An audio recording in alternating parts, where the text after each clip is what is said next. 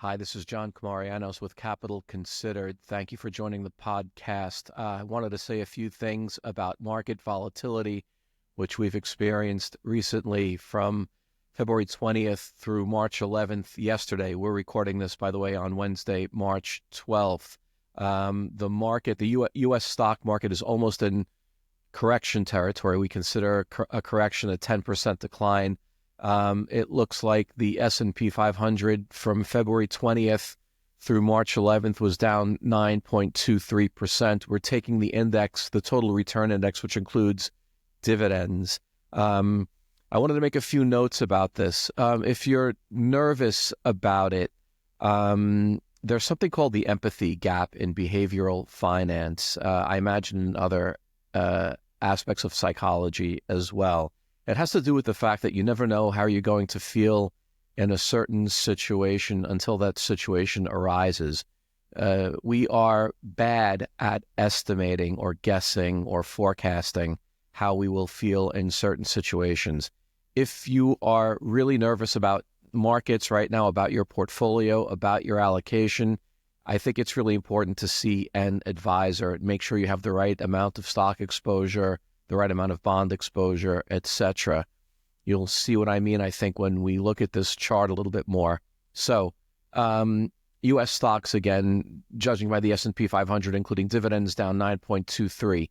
The world stock market, however, is down less, 6.69. And that's because the third line here, which is foreign developed stocks, so Western Europe, Japan, and Australia, in their local currencies are down only 2.69% in this bad period, again, from February 20th through March 11th. That's a really big difference. Foreign developed country stocks have done a lot better in their local currencies than U.S. stocks. Below the foreign developed stock line is REITs, real estate investment trusts. These have also held up a lot better. They're down 2.44% in this February 20th to March 11th period. Everybody says that, real estate or commercial real estate and the stock market are highly correlated. Not always, and this time they aren't. I think it's because REITs are trading at better valuations. They've had a number of bad years, and they're doing a bit better now as a result.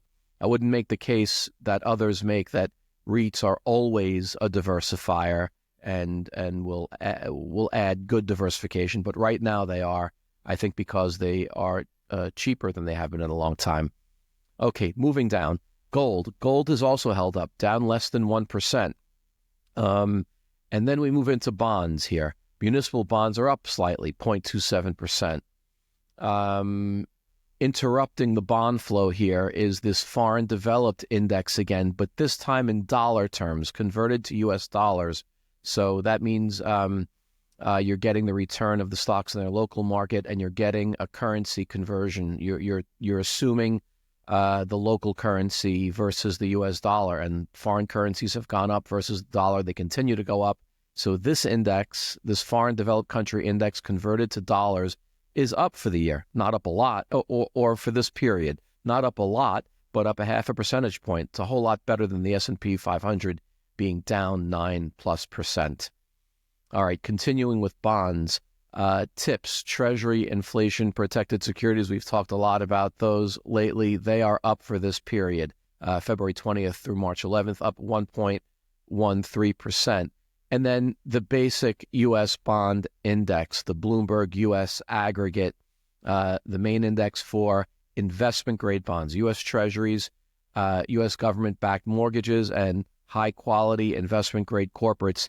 This index, the main U.S. bond index, up 1.38% for this period.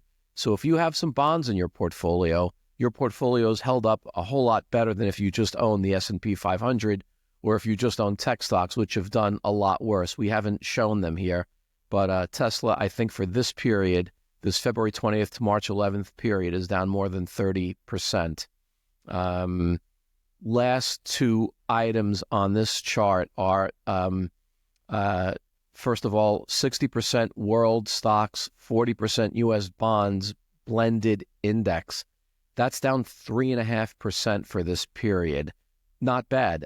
Basic 60-40 index using the global stock market instead of the S&P 500. The index below that is the Vanguard Balanced Index. That's actually a fund that you can purchase. It's the Admiral share of this fund. It's down 5.42% for the year. This is 60% U.S. stocks, 40% U.S. bonds. Pretty simple index. Better than a 9.2% loss, which the S&P 500 has given you. So diversification is working.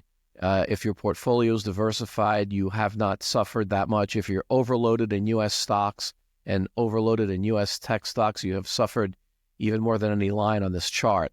So be careful about that. And then last thing, I'll remind you again of the empathy gap. This is a good moment when the market does this, when the market goes down like this. It's a good moment for a gut check. If you're really panicked, you're probably not in the right allocation. And if you don't know what the right allocation is for you, you really should talk to an advisor about that. What your distance, many factors will play into that. What your distance from retirement is, what your risk tolerance is, those sorts of things. So this is John Comarianos signing off. Just wanted to do a quick video on the recent volatility. Nobody knows how long it will continue. Stocks could continue to go down. It looks like they finished today up a little bit, but you need to be prepared, I think, for some volatility here in 2025 for the remainder of the year. It doesn't mean you should sell your portfolio out, but it means it's time for a gut check. Check in with your advisor. Check your allocation. How much stock exposure do you have? How much bond exposure do you have? And is that reasonable given your distance from retirement and your own personal risk tolerance? Again, John Comarianos signing off. Thank you for watching.